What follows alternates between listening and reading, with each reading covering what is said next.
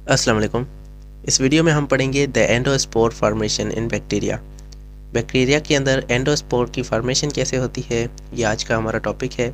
Chapter number 6 prokaryotic, जो prokaryotes का chapter था वो हमारा कंटिन्यू है और उसमें जो है वो 6.4 का हम जो है एक पार्ट टॉपिक पढ़ने वाले हैं। ये टॉपिक जो है वो एंडोस्पोर फॉर्मेशन के बारे में है। तो सबसे पहले एंडोस्पोर क्या होता है। ये जो है एक ऐसा स्ट्रक्चर होता है जो बैक्टीरिया अपने अंदर डेवलप करता है जब उसके लिए अनफेवरेबल कंडीशन या फिर ऐसी कंडीशन आती हैं जिसके अंदर बैक्टीरिया का सरवाइव करना जो है वो मुश्किल हो जाता है। तब बैक्टीरिया जो है ये अपनी एक ऐसा एंडोस्पोर फॉर्मेशन करता है, एंडोस्पोर बनाता है और जिससे जो है वो सरवाइव कर पाता है एक्सट्रीम इन्वायरमेंट के भी अंदर भी। तो आइए हमारे बुक को स्टडी करते हैं कि बुक हमारा यहाँ पर क्या कहता है। Bacteria are very adoptive to the changing environment. ये कह रहा है कि बैक्टीरिया के अंदर बैक्टीरिया जो है ये बहुत ही अडॉप्टिव है। ज़रा सी अगर चेंज आई तो वो अपने आप को उससे उस चेंज के मुताबिक जो है वो ढल देता है, अपने आप को चेंज कर देता है, अपने आप को अडॉप्ट कर देता है। When habitat becomes condition become harsh, nutrients are exhausted, the development of endospore is initiated। जब हमारे पास बैक्टीरिया के लिए जो कंडीशन हार्श हो जाए, सख्त कंडीशन हो जाए और न्यूट्रिएंट्स जो बैक्टीरिया को न्यूट्रिएंट्स ना मिले, जो खाना है बैक्टीरिया का वो बैक्टीरिया को अगर ना मिले और ऐसी कंडीशन आ जाए कि बैक्टीरिया उसके अंदर सर्वाइव नहीं कर पा रहा है तो बैक्टीरिया जो है वो एंडोस्पोर की फॉर्मेशन करता है। एंडोस्पोर क्या कैसे होता है और कैसे बनता है ये आगे जो है वो हम एंडोस्पोर डेवलपमेंट के अंदर पढ़ते हैं। It develops inside the bacterial cell, becomes highly resistant to some environmental stresses, including high temperature, high ultraviolet radiation, desiccation, chemical change, enzymatic destruction, which protect bacterial genetic material। तो इसमें क्या होता है, ये जो है बैक्टीरिया के सेल के अंदर इस तरह का स्ट्रक्चर जो है वो बन जाता है और ये जो क्या करता है बैक्टीरिया को बचाता है, बैक्टीरिया के जेनेटिक मटेरियल को बचाता है। बैक्टीरिया का जो खुद का सेल है वो डिस्ट्रॉय हो जाता है और बैक्टीरिया का सिर्फ जेनेटिक मटेरियल इस एंडोस्पोर के अंदर जो है वो यहाँ पर मौजूद होता है और यहाँ पर जो है ये बहुत ही रेजिस्टेंट होता है। ये बहुत सारी चीज़ों को बर्दाश्त कर सकता है, जैसे कि इन्वायरमेंटल स्ट्रेसेस को बर्दाश्त कर सकता है। हाई टेम्परेचर अगर होगा तो उसके अंदर भी ये एंडोस्पोर जो है वो रह सकता है। अल्ट्रावायलेट रेडिएशन भी इसे असर नहीं कर पाएंगी। ये डेजिकेट भी नहीं होगा, मतलब ये सूख भी नहीं पाएगा, इसका जो है डिहाइड्रेशन इसकी नहीं होगी, पानी इसके अंदर नहीं निकल सकता। ठीक है, केमिकल चेंज भी आएगी तो ये जो है उसको बर्दाश्त कर सकता है। एंजाइमेटिक डिस्ट्रक्शन, एंजाइम से भी ये डिस्ट्रॉय नहीं हो पाएगा। तो इतना ये जो है रेजिस्टेंट हो जाता है और जो है ये बैक्टीरिया के जेनेटिक मटेरियल को प्रोटेक्ट कर रहा होता है।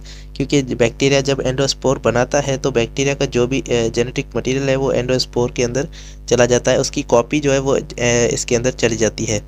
उसके बाद bacteria are able to survive for long period of time due to the endospore as it is difficult to destroy. तो इस एंडोस्पोर की वजह से बैक्टीरिया बहुत ही ज़्यादा टाइम तक, बहुत ही लॉन्ग पीरियड टाइम तक ये जो एंडोस्पोर जो है ये इसकी मदद से जो है वो बहुत लॉन्ग पीरियड टाइम तक जो है ये रह सकते हैं, क्योंकि इसको जो है वो डिस्ट्रॉय करना बहुत ही डिफ़िकल्ट होता है। कोई भी चीज़ इसको डिस्ट्रॉय नहीं कर पाती, इसीलिए ये जो है बड़े टाइम तक ये रह सकता है। तो इसीलिए बैक्टीरिया का जेनेटिक मटेरियल इसके अंदर जो है वो बच सकता है। तो इसीलिए बैक्टीरिया जो है इसकी फॉर्मेशन करते हैं। उसके बाद आते हैं एंडोस्पोर डेवलपमेंट। एंडोस्पोर की डेवलपमेंट कैसे होती है और कब होती है। In certain bacteria like clostridium and bacillus और क्लोस्ट्रीडियम, ये बैक्टीरिया के दो नाम हैं।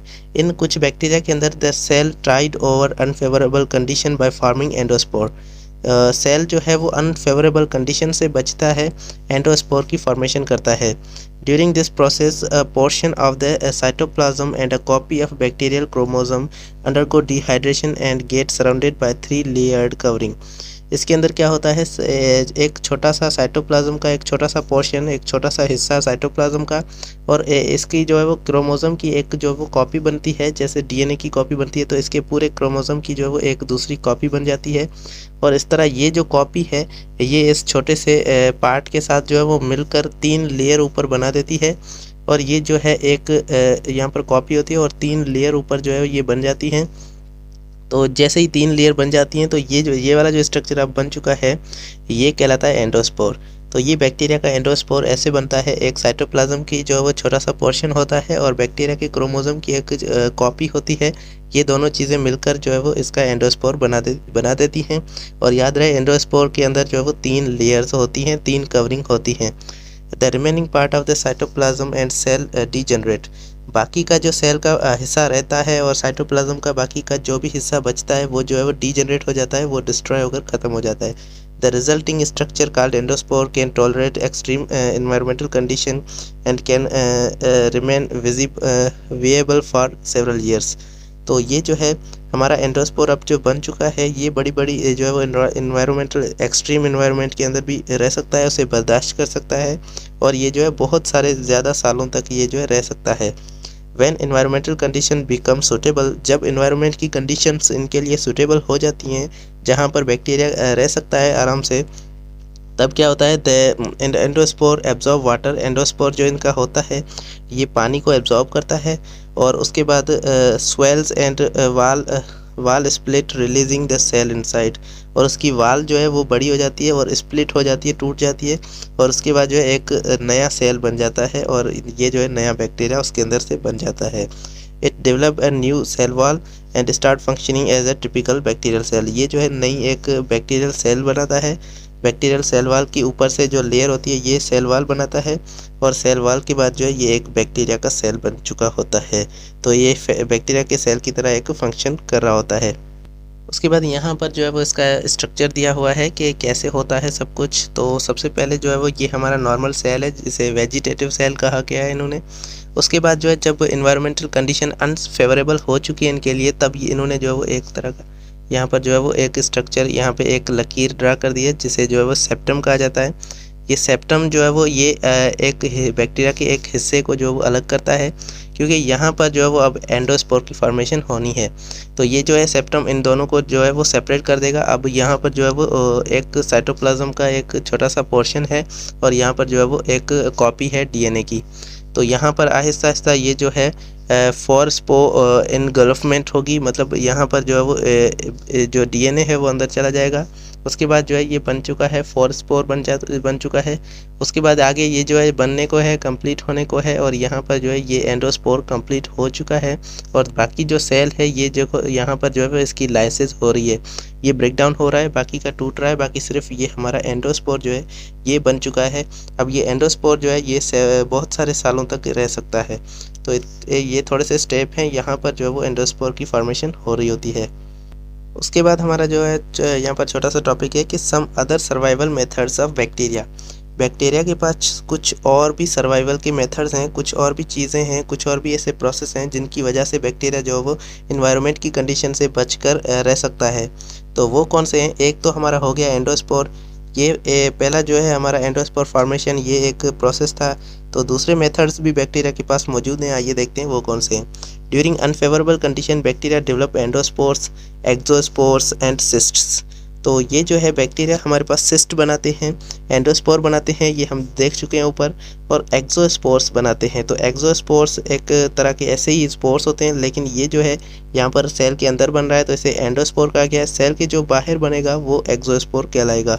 तो ये जो है इनके दरमियान थोड़ा सा जो है डिफरेंस है और ये डिफरेंट बैक्टीरिया के अंदर आता है। अगर एक तरह का बैक्टीरिया है तो ये एंडोस्पोर बनाता है, अगर दूसरी तरह का जो है बैक्टीरिया है ये एक्सोस्पोर बनाता है। तो डिफरेंट तरह के बैक्टीरिया जो है ये डिफरेंट चीज़ें बनाते रहते हैं और उनकी कंडीशन से बच जाते हैं।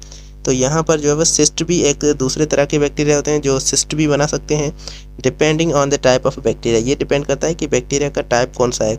जिस भी टाइप का बैक्टीरिया है वो उस तरह की एक्टिविटी करेगा अपने एनवायरनमेंट से बचने के लिए। उसके बाद आगे आते हैं the endospore formation is already discussed above. Endospore formation जो है वो ऊपर डिस्कस की जा चुकी है, आपने अभी देखा। A group of gram-positive bacteria form spores. These bacteria long tubules called filaments which differentiate into thick. ये जो बैक्टीरिया हैं हमारे पास ग्राम पॉजिटिव बैक्टीरिया होते हैं, इसका एक ग्रुप है जो एक तरह के स्पोर्स बनाता है। और ये जो बैक्टीरिया है ये बड़ी बड़ी जो है वो लॉन्ग ट्यूब्यूल्स बनाता है, एक तरह की ट्यूब्यूल्स होती हैं वैसे, जैसे हमने देखा था ये एक ट्यूब्यूल्स होती हैं और इन्हें जो है फिलामेंट्स कहा जाता है। तो ये फिलामेंट्स बनाता है, बड़ी बड़ी ट्यूब्यूल्स बनाता है। जिसकी जो है वो थिक वाल होती है, वो जो है उसकी वाल्स जो है मोटी होती हैं। राउंड स्ट्रक्चर वो जो है गोल तरह के स्ट्रक्चर बनाता है और ये सेल के बाहर बनता है, जिसे जो एक्सोस्पोर कहते हैं। तो एक्सोस्पोर जो है वो ये सेल के बाहर बनता है और ये जो है ये ट्यूब्यूल्स का बना हुआ होता है, जिसे फिलामेंट्स कहते हैं, और ये जो है फिलामेंट्स से मिलकर बनाता है। The structure are this parts are reproductive process for formed outside of the cell. ये जो प्रोसेस है ये एक तरह का रिप्रोडक्टिव प्रोसेस है, मतलब रिप्रोडक्शन के लिए जो है वो ये बैक्टीरिया बनाते हैं। और यहाँ पर जो है वो इसका नाम भी लिखा हुआ है कि एक्टिनोमायोसाइट्स इन्हें कहते हैं।